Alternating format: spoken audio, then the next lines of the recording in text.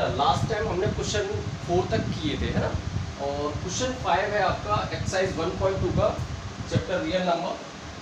Check whether 6 की power n can end with the digit 0 for any natural number of n। तो देखिए बेटा इन्होंने बोला है ये 6 की पावर n है, क्या इसका एंडिंग डिजिट 0 हो सकता है? जैसे नेचुरल नंबर के लिए आप जानते हैं नेचुरल नंबर क्या होते हैं। Natural number 1 2 3 4 5 so on. अगर मैं 6 की पावर 1 रखता हूँ आंसर 6 आता है। n की प्लेस पर देखिए 1 रखा मैंने। अगर 6 की पावर 2 लेता हूँ तो 6 × 6 36 और 6 की पावर 3 लेता हूँ तो 216। इसी तरह से डिजिट आती रहेंगी। क्या एंडिंग डिजिट ये वाली एंडिंग डिजिट 0 हो सकती है? चेक करिए 6 की power n can end with the digit 0। क्या एंडिंग डिजिट 0 आ सकती है n की किसी भी वैल्यू के लिए? n मतलब नेचुरल नंबर कि किसी भी वैल्यू के लिए क्या एंडिंग डिजिट 0 होगी? तो सुनिए देखिए बेटा इसके लिए आपको चेक कैसे करेंगे। आपने बोला 6 की पावर n है, आपको क्या करना है इसका बेस के फैक्टर करने हैं। द फैक्टर ऑफ 6 क्या होंगे 2 × 3। ठीक, अगर पावर n है तो दोनों पे n आ जाएगा। तो पावर n है 3 की पावर n। पर बेटा एंडिंग डिजिट 0 के लिए अगर डिजिट लास्ट में 0 आए तो उसके लिए आपके पास देयर इज रिक्वायर्ड 2 की पावर n मल्टीप्लाई 5 की पावर n। मतलब कम से कम देखिए 2 के 6 के फैक्टर थे 2 × 3। मगर बेटा आपको अगर एंडिंग डिजिट 0 लाना है तो आपको जो भी नंबर होगा उसके फैक्टर में 2 और 5 आना जरूरी है। ठीक है, कम से कम एक 2 और एक 5, कम से कम 1 2 1 5 और ज्यादा भी हो तो कोई बात नहीं है। तो आपको चेक करने के लिए बस यही प्रोसेस है। आप 6 का फैक्टर करेंगे आया 2 × 3। तो इसमें 2 तो है बट 5 नहीं है, चेक कर लो। There is 2 but not 5। पर देखिए बेटा for ending digit 0 there is required 2 की पावर n एंड 5 की पावर m। अदर नंबर कुछ भी हो मगर आपको 2 और 5 कम से कम एक चाहिए। ठीक है, तो बट यहाँ पर आपके पास 6 के फैक्टर आ रहा है 2 और 3। यहाँ पर देखिए 2 तो है बेटा मगर 5 नहीं है, 5 नहीं है। तो लिखेंगे there is factor of 2 factor of 6 2 × 3 there is 2 but not 5। There is 2 but not 5। और कंडीशन ये थी कि एंडिंग डिजिट 0 के लिए आपको 2 की पावर m और 5 की पावर m मतलब कि 2 भी कितने भी हो 5 भी कितने हो, कम से कम एक पेयर इनका चाहिए। ठीक है, तो there is 2 but not 5। So the ending digit will not be 0 of 6 की पावर n। आप समझे? इसको थोड़ा सा और क्लियर करता हूँ। आपके पास 6 की पावर n है, क्या इसकी एंडिंग डिजिट 0 हो सकती है? तो बेटा आपको क्या करना है 6 के फैक्टर करने हैं 2 × 3। अब एंडिंग डिजिट 0 के लिए एक रिक्वायर्ड है कि आपको 2 की पावर n और 5 की पावर n की फॉर्म होनी चाहिए। मतलब कम से कम एक 2 और एक 5 होना चाहिए। पर इसमें देखिए 6 के फैक्टर में 2 और 3 में 2 तो आ रहा है पर 5 नहीं है इसमें। देखिए 5 एक भी नहीं है, तो आप कह सकते हैं देयर इज 2 बट नॉट 5। इसमें 2 है बट 5 नहीं है। सो the ending digit will not be 0 of 6 की पावर n। तो मतलब 6 की पावर n की एंडिंग डिजिट 0 नहीं है। तो ये क्वेश्चन नंबर 5 है। तो स्टूडेंट क्वेश्चन नंबर 6 है आपका। Explain why 7 × 11 × 13 plus 13 and 7 × 6 × 5 × 4 × 3 × 2 × 1 plus 5 are composite number। ये क्यों कंपोजिट नंबर है? तो बेटे सबसे पहले आप समझे कंपोजिट नंबर क्या होते हैं। कंपोजिट नंबर होते हैं बेटा जिनके मोर देन 2 फैक्टर हो। जैसे 4 है, 4 के फैक्टर क्या करेंगे, 2 2 जा 4 इंटू 1, 2 2 जा 4 इंटू 1, मतलब कि देखिए 3 फैक्टर हो गए इसके।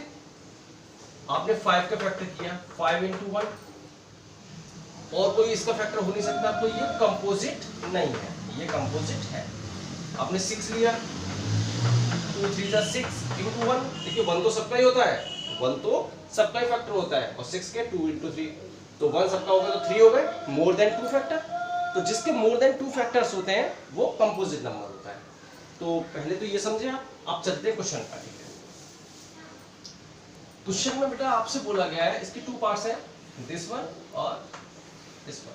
तो पहले लेते हैं 7 इंटू 11 इंटू 13 प्लस 13, ये कंपोजिट नंबर है, शो करना है। तो आपने देखा एक टर्म तो ये हो गई और एक टर्म ये, प्लस यहाँ पर है तो ये मल्टीपल में, एक टर्म ये, इन दोनों में कॉमन क्या है देखिए 13। तो आपके पास इधर क्या बचा 7 इंटू 11 प्लस इधर क्या है 13 कॉमन ले लिया तो 1। Is it clear? इधर से 13 कॉमन लिया, इधर से भी 13, ठीक है, 13 आपने कॉमन लिया, 13 आ गया। अब देखिए 7 का 11 से मल्टीप्लाई करेंगे 77 और प्लस 1, तो आंसर आया 13 मल्टीप्लाई 78। ठीक, अब देखिए 1 आप फैक्टर सबका ही होता है, तो 1 आप ऐसे भी लिख सकते हैं इसको, ठीक है। तो देखिए it has more than 2 factor,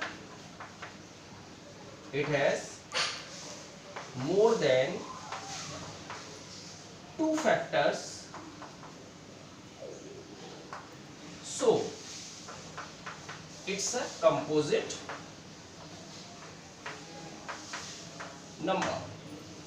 check कर लीजिए 77 प्लस 1 78, और बेटा 1 सबका ही फैक्टर होता है, तो ये आपके मोर देन 3 हो गए, 3 13 78 1, और 78 भी और भी फैक्टर हो सकते हैं, पर हमने इतना ही शो करके दिखा दिया कि मोर देन 2 फैक्टर्स हो गए, तो it is a composite number. चलिए इसका सेकंड पार्ट देखते हैं।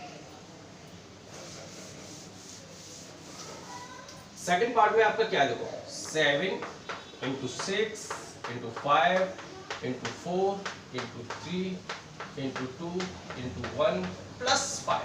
देखिए प्लस यहाँ है तो ये पूरी एक टर्म मानी जाएगी, ये सब मल्टीपल में ना, ये सब मल्टीपल में, तो एक टर्म ये हो गई और एक 5। तो इसमें कॉमन क्या है देखो 5 जो है, देखो दोनों तरफ 5 आपने कॉमन लिया, तो क्या बचा आपके पास 7 इंटू 6 इंटू 4 इंटू 3 इंटू 2, 1 लिखो या ना लिखो कोई फर्क नहीं पड़ता, और ये प्लस 1, मल्टीपल में 1 तो कोई फर्क नहीं पड़ता, ये 5 कॉमन लिया तो 1। अब देखिए बेटा 5 तो बाहर आ गया, अब इनका मल्टीप्लाई कर लीजिए, कितना हो जाएगा 7 6 जा 42 और 24।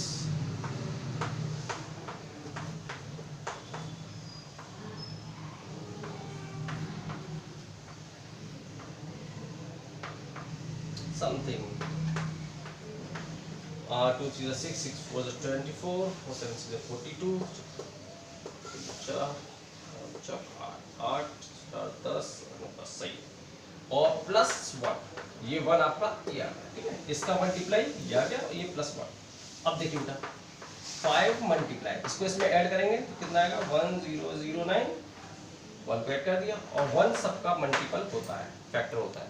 तो बेटा देखिए ये 2 हो गए, और एक 1 तो आप किसी के साथ भी लगा सकते हैं, ठीक है, तो 1 इसका फैक्टर। तो वही थ्योरम सीधे सीधे वही स्टेटमेंट देनी है कि it has more than 2 factor, so it is also a composite number. बहुत इजी क्वेश्चन है। चलिए तो बेटा क्वेश्चन नंबर 7 है आपका, कुछ थ्योरिकल क्वेश्चन है, मैं इसको रीड करता हूं। एक सर्कुलर पार्क है, देखिए मैं समझाता हूं, एक सर्कुलर पार्क है और कोई 2 पर्सन है। चलिए एक है राम, एक है श्याम। अब देखिए बुक में कोई भी नाम दिया हो, मैंने आपको इंडिकेट कर दिया राम श्याम, और इसमें कुछ नाम दिए हुए हैं आपको सोनिया और रवि। तो इन्होंने बोला जो, चलिए सोनिया और रवि लिख दो यार, परेशान हो जाओगे, सोनिया और रवि। ये जो है 18 मिनट्स में इस कंप्लीट रिवोल्यूशन को कर लेती है, ठीक, 18 मिनट्स में। और जो रवि है वो 12 मिनट में इस रिवोल्यूशन को कंप्लीट कर लेता है। मतलब जो भी डिस्टेंस है इस सर्कल का, सोनिया 18 मिनट में कंप्लीट कर पाती है इसको रनिंग करके, और रवि 12 मिनट में, ठीक। अब उन्होंने बोला ये सेम पॉइंट से स्टार्ट हुए, सपोज इस वाले पॉइंट पर रवि भी है और सोनिया भी है इस वाले पॉइंट पर। अब यहां से रनिंग स्टार्ट हुई, दोनों ने सेम टाइम में स्टार्ट किया।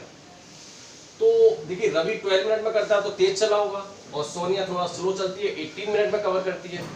तो ऐसा कब टाइम आएगा जब ये एक दूसरे के बिल्कुल पास होंगे, ठीक है, मतलब कि एक दूसरे का सेम टाइम में एक जगह ही पोजीशन इनकी बनेगी, फिनिशिंग पॉइंट एक ही जगह बनेगा। तो इसके लिए क्या है, देखिए जो सोनिया है वो 18 मिनट में कवर करती है, और जो रवि है वो 12 मिनट में कवर करता है। तो ये एक ही पॉइंट पर कब फिनिश कर पाएंगे, तो इसके लिए आपको निकालना पड़ेगा एलसीएम। क्या निकालना पड़ेगा? LCM of 18 and 12। तो 18 और 12 का एलसीएम आप इजीली निकाल पाएंगे।